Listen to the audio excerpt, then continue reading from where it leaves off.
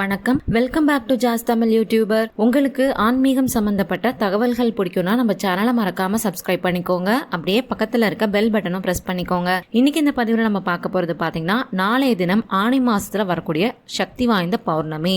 இந்த பௌர்ணமியில நம்மளுடைய செல்வ செழிப்பை அதிகப்படுத்திக்கணும், நம்மளுடைய வருமானத்தை அதிகரிச்சுக்கணும், நமக்கு இருக்கக்கூடிய கடன் தொல்லையிலிருந்து நம்ம வெளிவரணும் அப்படின்னா நாளைய தினம் வரக்கூடிய இந்த பௌர்ணமியில நம்ம எப்படி வழிபாடு பண்ணணும் அப்படிங்கறத பத்தி தான் இப்ப நம்ம தொடர்ந்து பார்க்க போறோம். அதுக்கு முன்னாடி நீங்க நம்ம சேனலை இன்னும் சப்ஸ்கிரைப் பண்ணாம பார்த்துக்கிட்டு இருக்கீங்கன்னா சப்ஸ்கிரைப் பண்ணிட்டு பார்க்கறதுக்கு கொஞ்சம் கன்சிடர் பண்ணுங்க. இப்போ வாங்க நம்ம வீடியோக்குள்ள போலாம். ஒவ்வொரு மாதமுமே பாத்தீங்கன்னா பௌர்ணமி வரும். பௌர்ணமி நாள் அப்படிங்கறது பாத்தீங்கன்னா ரொம்ப ரொம்ப விசேஷமான நாளா சொல்லப்படுது.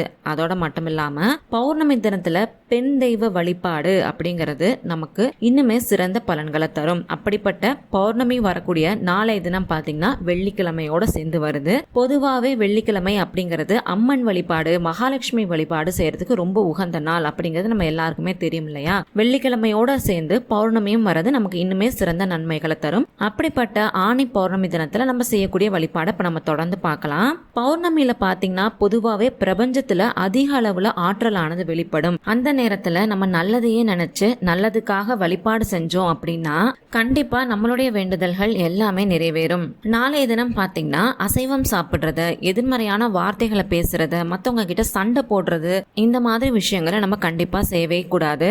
நாளைய தினம் வெள்ளிக்கிழமை அப்படிங்கறதுனால நீங்க காலையிலேயே எழுந்து சுத்தபத்தமா குளிச்சுட்டு உங்க வீட்டு பூஜை அறையில இருக்கக்கூடிய மகாலட்சுமி மற்றும் விஷ்ணு பகவானுக்கு சிறப்பான வழிபாடுகள் எல்லாமே செஞ்சுக்கோங்க. அதோட சேர்த்து நாளைய தினம் சிவன் கோவில்ல முக்கணிகள் அப்படின்னு சொல்லப்படக்கூடிய மா, பலா, வாழை இதெல்லாம் வச்சு வழிபாடு செய்யறது ரொம்ப ரொம்ப நல்லது. இது பாத்தீங்கன்னா ஆணி மாசத்துக்கே உரிய ஒரு சிறப்பான வழிபாடா சொல்லப்பட்டிருக்கு. அதனால நம்ம நாளைய தினம் மா, பலா, வாழை இந்த முக்கணிகளையும் நம்மளால முடிஞ்ச அளவுக்கு வாங்கி பூஜை அறையிலையோ இல்ல சிவன் கோவிலுக்கோ கொண்டு போய் வச்சு வழிபாடு செய்யறது ரொம்ப நல்லது. இதோட மட்டும் இல்லாம வியாழக்கிழமை இன்றைய தினமே ஒரு நல்ல மாம்பழத்தை வாங்கிட்டு வந்து அதோடைய சதைகளை நீக்கிட்டு அந்த கொட்டையை மட்டும் சுத்தம் செஞ்சு உங்க வீட்டு பூஜை அறையில வச்சுக்கோங்க. முக்கியமான விஷயம் என்னன்னு பாத்தீங்கன்னா, அந்த மாம்பழத்தை நீங்க கட் பண்றப்ப அதுல எச்சல் எதுவுமே படக்கூடாது. மாம்பழத்தை ஃபுல்லா கட் பண்ணி எடுத்துருங்க. அதுக்கப்புறம் அந்த பழத்தை நீங்க எடுத்துக்கலாம். ஆனா கட் பண்றப்ப அந்த மாம்பழத்துல எச்சல் எதுவுமே படவே கூடாது. அந்த கொட்டையை நல்லா கழுவிட்டு சுத்தம் செஞ்சதுக்கு அப்புறம் உங்க வீட்டு பூஜை அறையில கொண்டு போய் வச்சிருங்க. வெள்ளிக்கிழமை அன்னைக்கு வீட்டுல எப்போதும் போல வழிபாடு எல்லாத்தையும் நிறைவு செஞ்சதுக்கு அப்புறம் அந்த மாங்கொட்டையை எடுத்துட்டு போய் உங்க வீட்டு பக்கத்துல எந்த கோவில் இருக்கோ அந்த கோவிலுக்கு நீங்க எடுத்துட்டு போங்க. எல்லா கோவில்லையுமே கோவிலை சுற்றி இருக்கக்கூடிய இடத்துல மண் கண்டிப்பா இருக்கும் இல்லையா?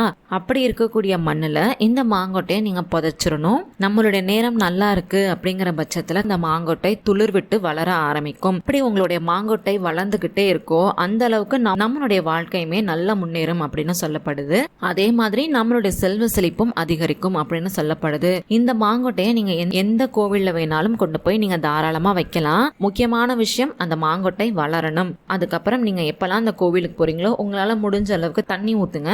இது வளர்றது பாத்தீங்கன்னா நமக்கும் பயன்களை தரும். நம்மளை சுற்றி இருக்கக்கூடிய எல்லாருக்குமே இது ரொம்ப பயனளிக்கும். இது ரொம்பவே ஒரு எளிமையான வழிபாடு தான் இல்லையா? நம்பிக்கையோட செய்யுங்க. நல்ல மாற்றங்கள் கண்டிப்பா உங்களுக்கு தெரிய ஆரம்பிக்கும். உங்களுக்கு இந்த பதிவு பயனுள்ளதா இருந்துச்சு அப்படின்னு நினைச்சீங்கன்னா மறக்காம லைக் பண்ணி, ஷேர் பண்ணி, கமெண்ட் பண்ணுங்க. அது மட்டும் இல்லாம உங்களுக்கு ஆன்மீகம் சம்பந்தப்பட்ட வேற எந்த மாதிரியான பதிவுகள் வேணும் அப்படின்னு நினைக்கிறீங்களோ நம்ம சேனலோட மெயில் ஐடியிலயோ இல்ல கீழே இருக்க கமெண்ட் பாக்ஸ்ல கூட எனக்கு தெரியப்படுத்துங்க. அந்த மாதிரி பதிவுகளை வரக்கூடிய நாட்கள்ல நான் தரேன். நன்றி, வணக்கம்.